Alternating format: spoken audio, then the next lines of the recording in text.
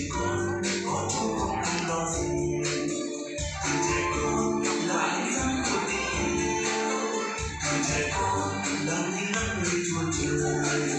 tuổi trẻ con chúng ta xây dựng nhà thôi, thành thị ơi hãy đưa con đi vào đây, nhịp bước trong màn hoa tình mến thương dạt dào,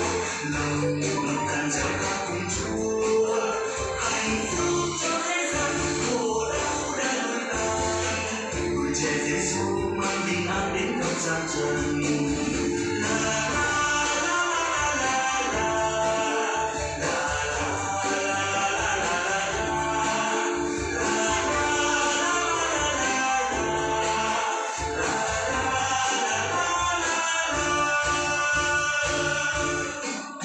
Nhịp bước trong hân hoan tình mến thương dạt dào, lòng ngập tràn reo ca cùng Chúa, hạnh phúc cho thế gian khổ đau đã lùi tan, tuổi trẻ Giêsu